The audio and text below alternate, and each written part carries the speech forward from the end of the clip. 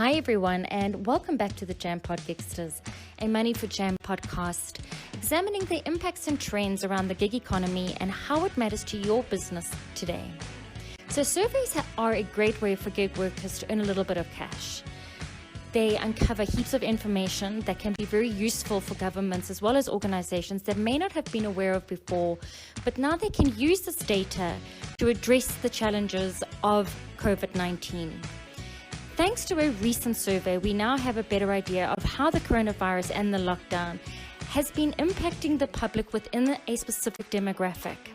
I'm your host, Angela McCann, and today we explore the results of that survey, which reveals the behavioral trends and emotional distress that the COVID-19 pandemic is creating.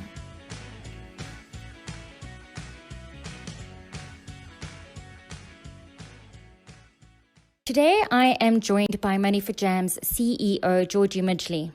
Hi, Georgie, and thanks so much for joining us again today. Yes, and thank you so much for having me.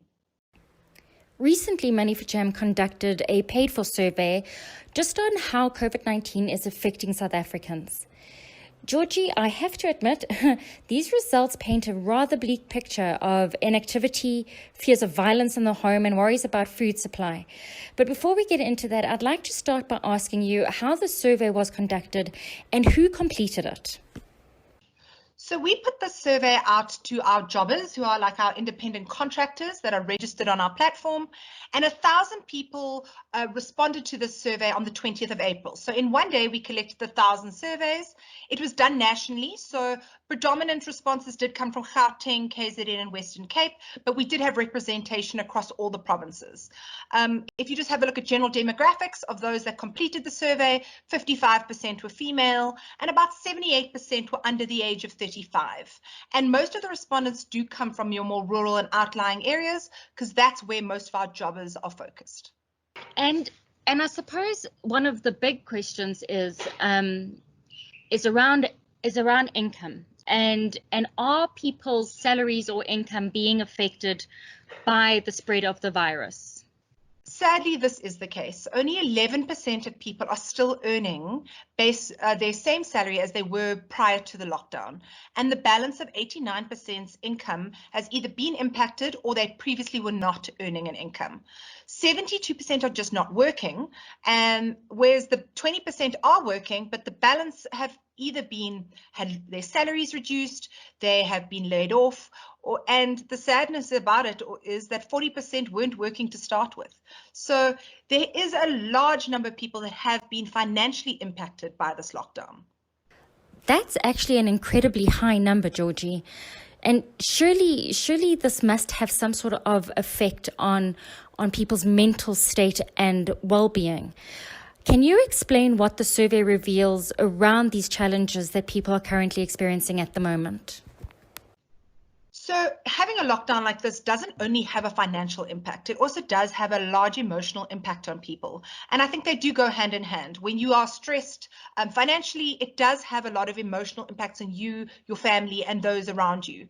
So what we have seen as a result of the lockdown is that there's been a large increase in the number of anxiety, depression, irritability, insomnia, that has been experienced by our jobbers, as well as feelings of anger, migraines, as well as fatigue. So we're seeing a huge number of between 41 to 35% of people specifically around stress, anxiety, sadness, and depression, which is very sad, but is understandable in a situation like this. Absolutely. What for you stood out the most throughout the survey, Georgie? I think the two stats that worried me personally the most is firstly that people are extremely or very concerned about their children's education. 91% of people were really worried about their children's education and the fact that they're not going to school at the moment.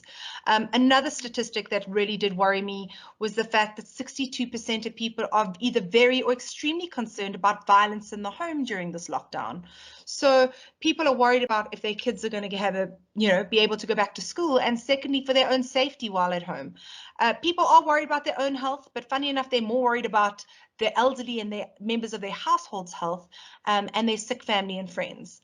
And as I think would be a bit natural, they're more worried about the South African population than the global population. But I think the big concern is the fact is that our kids aren't at school and that people are not feeling safe to be at home. And Georgie, how seriously are people taking this lockdown? So when you have a look at the responses, about 92% of people are taking this lockdown seriously. And we can see it when it comes to the way that they're behaving, how they visit the shops, how they're visiting pharmacies and funerals.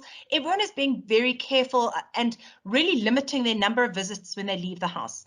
We can also see it from the amount of police presence people are seeing. People are seeing that 69% of people have seen the police in this time. So they're feeling that there's a larger police presence, that they shouldn't be leaving the house very often, and that this is something to be taken seriously and not lightly. I mean, when only 8% of people think that this is not something to take seriously, and this is a more rural focused survey. So that being said, that doesn't necessarily mean people are not leaving the house, but they are leaving the house if they need to get food, go to pharmacy, seek medical care, or attend a funeral. And while out there are seeing a lot of police, whether it's driving by or stopping to check on people for movement. So, you know, when it does come to this lockdown, I think people do understand why it is happening, and they also see the need for why it has been implemented in the way it has.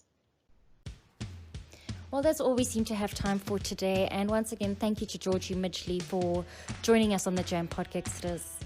There is so much despair right now out there, so much destruction. This virus is impacting people on a level that is just incomprehensible. And as we've just heard, there are gig companies such as Money for Jam, as well as other gig companies that are doing something, that are putting together stuff to help. And it's not just gig companies, it's also South African organizations. So I implore you, please, read the newspaper, go online, read the news, set up alerts. There is always something that is being published, whether it's digitally or whether it's in print form, that explains what some of these campaigns are and how you can get involved.